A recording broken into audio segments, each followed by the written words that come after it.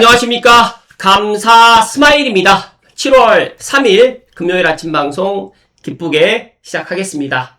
오늘의 한 줄 명언은 세상에서 가장 아름다운 진실은 인간이 마음가짐을 바꾸면 그의 현실을 바꿀 수 있다는 것입니다. 네, 서울 아파트 매매 거래가 6년 만에 전세를 추월했습니다. 이 상황이 아직까지 와닿지 않는 분들도 많이 계실 거라고 생각하는데, 제가 현장에 있으면서 정말 전세나 월세가 없어서 중개거래를 못하고 있는 것이 언제적 일이었나라는 생각을 갖습니다. 역전된 서울 아파트 전세 및 매매 계약 건수. 그러다 보니까 많은 무주택자분들이라든지 전세 월세를 갖다 살고 계시는 분들이 안 되겠다, 지금이라도 매수하자라는 이런 분위기가 사실 지난 5월부터 조금 더 강해졌습니다. 지금 날씨가 이렇게 더운 7월 초임에도 불구하고 이런 매매 거래에 수그러드는 현상보다 더 지금 매수를 갖다 하려고 하시는 분들이 더 많다 보니까 상당히 올 하반기에 전세, 월세, 임대 시장이 좀 힘들어질 거라는 말씀을 다시 한번 이야기 드리면서, 갈 곳 잃은 실거주 수요자들이 진짜로 이제 서울 외곽에서 경기도 외곽으로까지 지금 확산되고 있다는 말씀을 팩트로 이야기 드리니까 잘 참고하셨으면 좋겠습니다. 그리고 기름 국평 84 타입이 보니까 레미안 기름 센터피스 84 타입이 20억에 거래가 완료됐다고 합니다. 이제 강북도 이제 기름도 20억을 달성했다는 게 무엇이냐면, 제가 엊그저께도 그런 이야기 드렸지만 대조 1구역 힐스테이트 메디알레도 아마 구평이 20억이 넘어갈 거다라는 이야기를 제가 드렸을 때, 제가 작년에도 그런 이야기 드렸었고 2년 전쯤에 이제 그 미분양 됐을 때도 제가 그런 이야기를 했었는데, 그런 것들이 생각보다 지금 빨리 체감을 하고 있다는 말씀 드리기 때문에, 아직까지 감사스마일 눈에는 6억에서 9억 사이에 있는 덕양구 아파트가 너무너무 착한 가격이라는 이 이야기 꼭 흘려듣지 마실 것을 조언드립니다. 그리고 화서역 파크 프루지오가 15억 7,500에 거래 완료가 됐는데, 다들 아시겠지만 이 화서역이 왜 이렇게 뜨겁냐면, 신분당선 이제 화서역이 지금 들어가는 것으로 알고 있기 때문에 뜨겁습니다. 분양 당시에도 뜨거웠고 신분당선 예타 발표했을 때도 뜨거웠는데, 여기는 15억이 넘어가는 게 당연하고, 제가 어제 감사스마일이 S4블럭 가격이 높은데 왜 난리일까? 대중이 몰린 진짜 이유.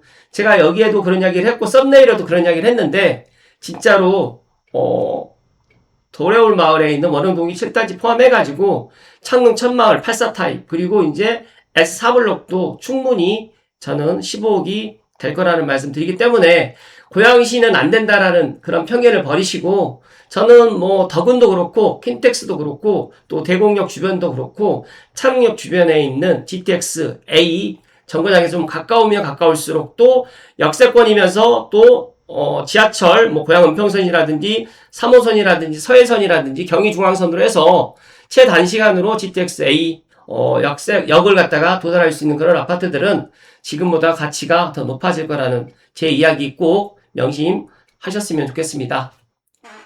그리고 이제 환율이 1,560원, 뭐 오늘 아침 기준으로 1,560원이 조금 안 되는 것 같은데, 제가 예상했을 때 올 하반기에 1,560원보다 1,600원 사이에서 왔다 갔다 될 것 같은 그런 생각이고, 많은 사람들이 창릉 3기 신도시 분양가가 내려갑니까? 앞으로 뭐 신축 분양가는 어떻게 됩니까? 라고 저에게 물어보신다고 하면, 환율 때문에라도 아파트 분양가가 내려갈 일은 좀 적을 것 같다. 그렇기 때문에 각자가 지금 감사스마일이 계속해서 이야기 드리는 것처럼, 만약에 사도청약 당첨되신 분들이나 또 정잣돈이 있으신 분들은 진짜로 지금이라도 행동하셔야 되고, 제가 오늘 본론으로 S3블럭 관련해가지고 이 공유형 관련한 최근의 이슈인 대출 관련해가지고 그런 이야기를 좀 드리겠지만, 정말 현실은 녹록치 않다는 말씀을 먼저 소결론으로 드리고, 오늘 제가 본론으로 한번 이야기 드려볼 수 있도록 하겠습니다.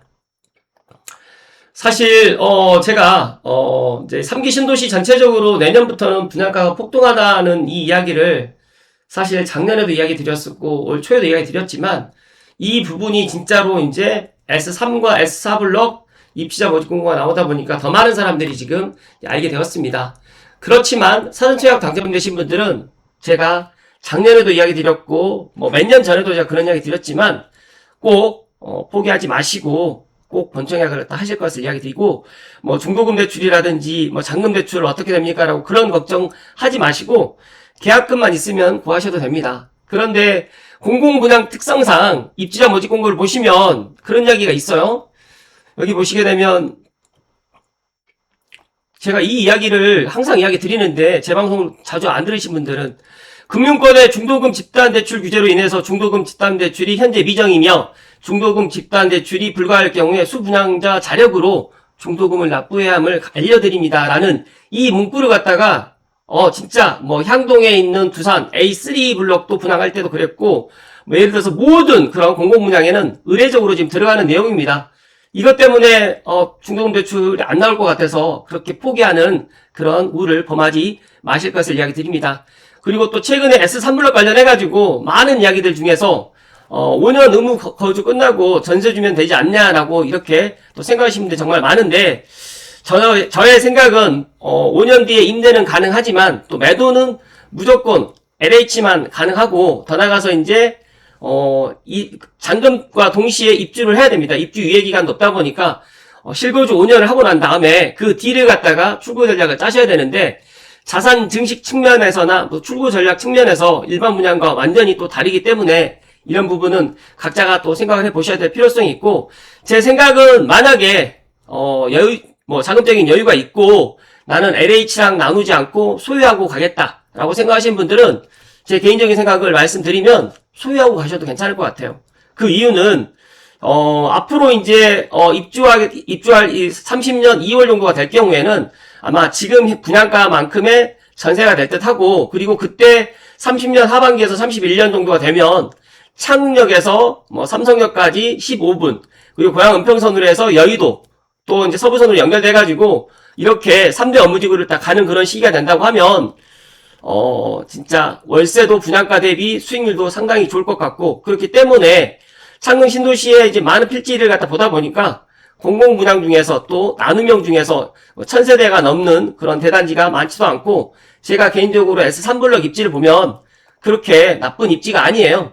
그렇기 때문에 저는 이 S3블럭에서 뭐 학교도 가깝고 그리고 이제 고양 은평선 도로울역 같은 경우에도 한 블럭을 지나서 가게 되면 충분히 뭐 5분에서 8분 정도 뭐 10분 이내로 해서 고양 은평선을 갔다가 또 도로울역을 갔다가 이용할 수가 있고 그리고 더 나가서 GTX-A 창릉 역세권에 이제 앞으로 일자리가 들어오게 된다고 하면 제가 판단했을 때 S3블럭은 어떻게 보면 좋은 그런 대안이 또 될 수 있을 거라는 말씀 드리기 때문에 제 개인적인 생각이니까 각자 한번 생각해 보시고 이런 것들을 갖다가 대비하시거나 아니면 청약하는데 한번 참고하시면 좋을 거라는 말씀 드립니다. 감사스마일의 개인적인 생각이고 또 저랑 또 생각이 다르신 분들은 뭐 다르게 하셔도 되는데 제가 부동산을 오래 있고 그리고 2030년 이후를 갖다 생각했을 때는 분명히 제가 이야기하는 방법도 좋은 방법이 될 거라는 말씀을 드립니다.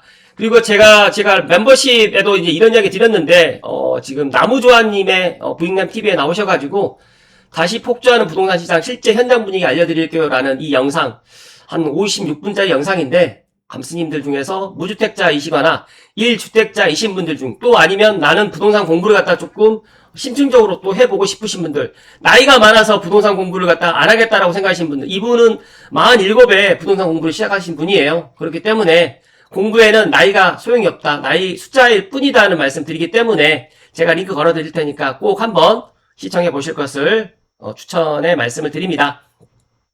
제가 어제 이 영상 올렸더니 많은 분들이 댓글 남겨주셨는데 감사스마일님 지금 S3 사태 아시나요? S3블럭 나눔형 모기지론 삭제건에 대해서 한번 다뤄주세요. 너무 화가 나네요 라는 댓글이 지지난 영상 그러니까 그저께 영상에 달렸고 정말 많이 달렸는데 감사스마일TV 애청을 하시는 분들 중에 S3블럭 사전청약 당첨자분들이 의외로 제 방송을 많이 시청하고 계셨구나 라는 생각에 제가 오늘 고양 창릉 S3블럭 관련해가지고 가려운 것을 물론 제가 이야기한다고 해가지고 뭐 변화가 될지까지는 모르겠지만 그래도 정부 믿고 4년 기다렸는데 이건 아니라는 말씀을 소결론으로 이야기 드리고, 제가 항상 이야기 드리는 게 있잖아요. 만약에 내가 공공분양을 갖다 준비하시는 분들은 진짜로 입주자 모집 공고를 처음부터 끝까지 최소 3번을 읽어보시게 되면 여기에 해답이 다 들어가 있습니다. 그래서 꼭 이 입주자 모집 공고를 갖다가 그냥 뭐 공급 가격이라든지 그냥 뭐 이런 것들만 보지 마시고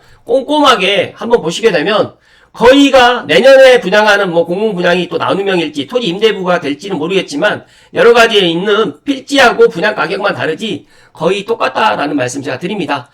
여기에 이 공유형 관련해가지고 분양주택 대출 상품 관련해서 안내가 나와 있는데 저도 이거 관련해가지고 직접 모델하우스에 전화해서 물어봤는데 다들 알고 계시겠지만 지금 대출 한도도 지금 최대 5억에서 지금 4억 원으로 줄었고 LTV도 70%로 지금 이용 가능하다고 하는데 이 해당 내용이 26년 6월 기준이다. 향후 변동될 수 있다라는 이 이야기까지 들어가는 거 보니까 2030년에 사실적으로 이제 뭐 잔금 대출 때 이 공유형 대출 관련해가지고 이런 상품이 적용될 것 같은데 저는 이 부분에 있어서 분명히 일단 4년 전에 그런 약속을 갖다가 지켜야 된다는 말씀을 소결론으로 이야기 드리고 관련해가지고 살펴드릴 수 있도록 하겠습니다. 먼저, 어제도 이제 땅집구에서도 정부 믿고 4년 기다렸는데 공공분양 전용 저금리 대출 폐지 관련해가지고 이렇게 또 기사를 내주셨고 또 그 뒤이어서 이제 아이뉴스 24에서도 전용 모기지론 슬그머니 삭제하면서 고향 창릉에 S3블럭 이 공유형 사전청약자를 분통 터뜨리게 만들었다라는 이 이야기를 갖다가 또 기사에 나오는 것들 보면서 감사스마일이 어찌됐든 간에 진짜 창릉 S3블럭 지금 사전청약 당첨되신 분들은 정말 화가 정말 많이 날 거라고 생각이 됩니다. 그렇지만 이 현실을 갖다가 냉정하게 지금 직시해야 되는 부분도 있지만 그래도 사전청약 당첨자분들이 힘을 모아서 이런 부분들을 국토부라든지 정부에 진짜 공식적으로 청약하기 전에 본청약하기 전에 이런 것들을 갖다 건의를 갖다가 드리면 어떨까라는 그런 이야기를 갖다 덧붙이면서 좀 살펴드릴 수 있도록 하겠습니다. 일단 사전청약 당첨자들이 모인 오픈 채팅방에서는 약속된 금융지원 축소에 대한 불만이 쏟아지고 있고 수분양자들은 크게 파격적인 대출 혜택 취소라든지 중도금 60% 집단대출 미정이라든지 입주 지연에 따른 막대한 분양가 폭등 등을 꼽으면서 분통을 터뜨리고 있는데 이럴 거면 사전청약 당시에 왜 LTV 최대 80%를 왜 적어둔 것인지 이해할 수 없다라고 이야기를 했고 또 다른 당첨자는 나눔형 모기지 대출 뒤통수에 얼얼하다. 4년을 기다린 사전청약자들만 사기를 당한 기분이다라고 또 이야기를 했습니다.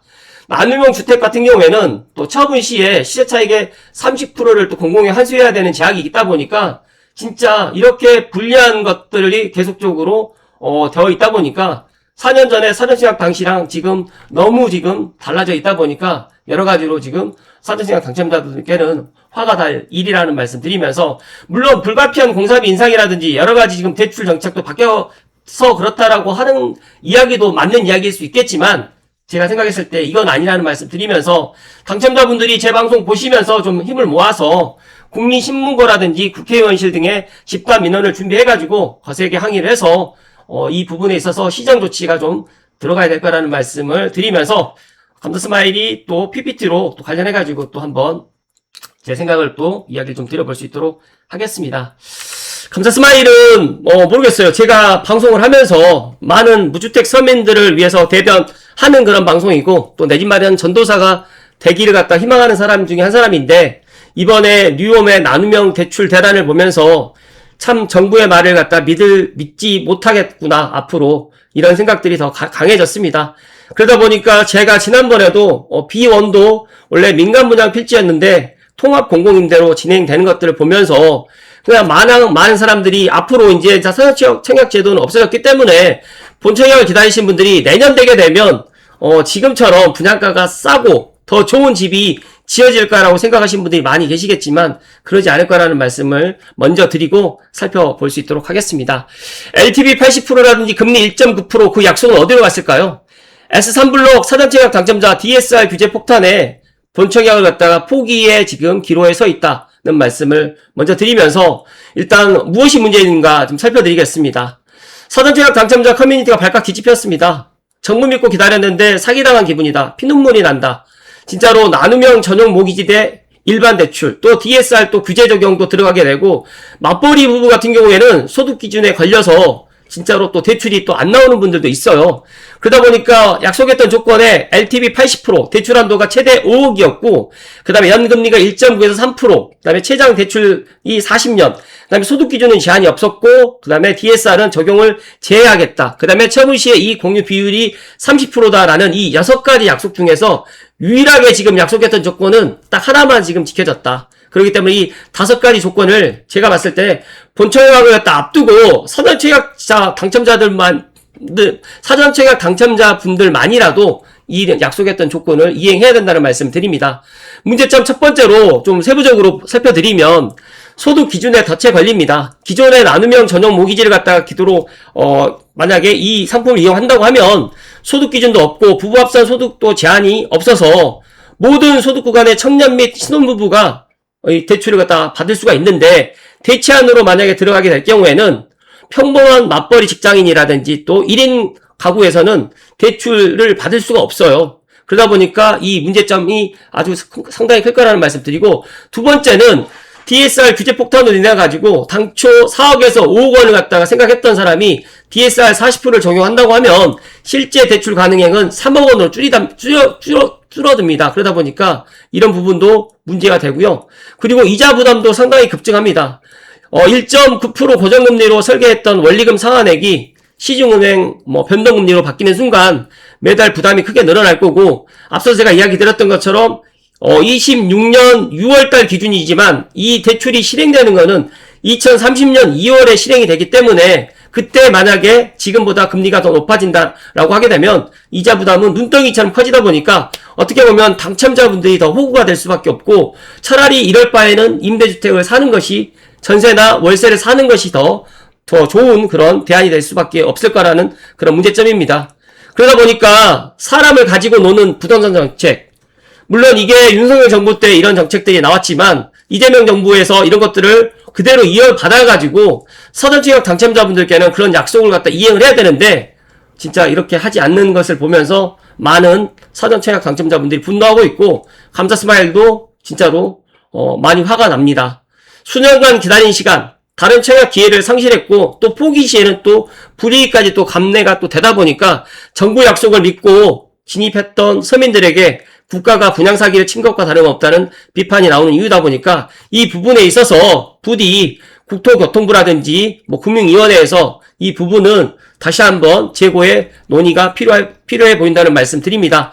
결론적으로 말씀을 드리면 시장 상황에 따라서 정책은 변할 수 있지만 이미 정부 약속을 믿고 진입했던 기존 당첨자들에게는 예외가 필요하다는 이 이야기를 드리는데, 기존 당첨자 특례를 적용해 주시고, 두 번째로는 준하는 대책, 만약에 특례 적용이 안 된다고 하면 동등한 수준의 금융 특례 대책을 마련해가지고 2030년 2월에 안심하고 입주할 수 있는 그런 대책을 마련해 주시고, 만약에 이런 대책이 마련되어 있지 않으면 앞으로 내년에 나눔형이 될지 토지 임대부가 될지 모르겠지만 앞으로 공공분양을 더욱더 신뢰하지 못하고 지금의 이런 주택 매수난이 더욱더 가속화될 거라는 말씀 드립니다.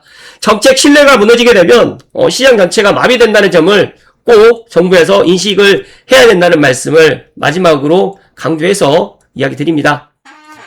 감수님들 여러분의 목소리가 필요합니다. 본청약 자금 마련에 비상이 걸리셨다면 아래 두 가지를 댓글로 구체적으로 공유해 주시고, 현재 분양가 대비 부족한 자금 상황이라든지 또 정부에 바라는 점, 그리고 또 제가 오늘 아침에 이야기 드렸던 내용들을 많은 그런 분들께 공유를 해주시고, 구독과 좋아요를 갖다 많이 해주시고 댓글도 많이 남겨주시면 진짜 국토교통부 관계자라든지 또 3기 신도시 관련해가지고 LH에서도 이 부분을 갖다가 간과하지 않을 거라는 말씀을 감사스만 이야기 드리면서, 앞으로 또 새로운 소식이라든지 후속 소식이 나오게 되면 다시 이야기 드릴 수 있도록 하겠습니다.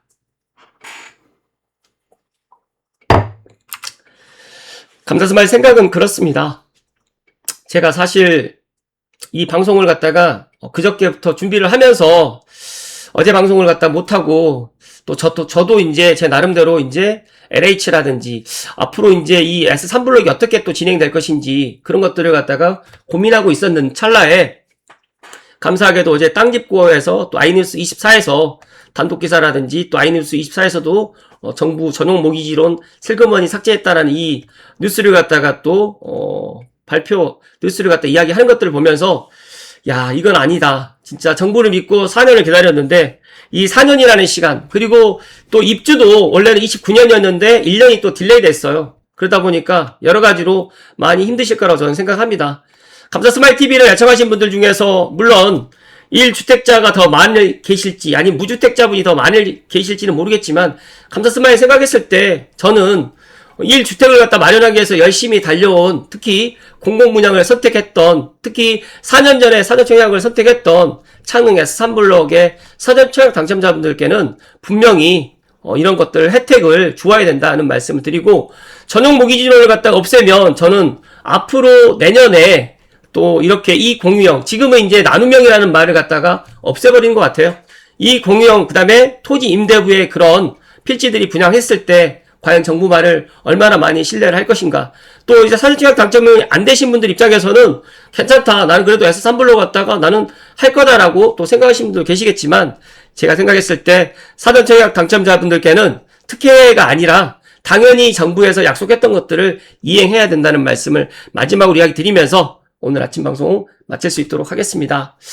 많은 분들이 부동산 시장 올 하반기를 걱정하시는 분들이 정말 많아요. 감사스마일도 너무너무 걱정이 되는데, 지금 이런 것들이 7월에 정부에서 국민과의 대화 시간에도 이런 것들이 꼭 이야기가 돼서 진짜 전세 월세 걱정 없이, 내 집 마련 걱정 없이 중산층이야 서민들이 행복하게 살아나갈 수 있는 그런 대한민국을 꿈꾸면서, 감사스마일은 항상 이야기 드리지만 집값이 내려갈 때 집을 살려고 생각하지 마시고, 집값이 올라갈 때 집을 살려고 생각하지 마시고, 내가 능력이 되었을 때, 내가 준비가 되었을 때 꼭 행동하셔야 된다는 말씀을 마지막으로 이야기 드립니다.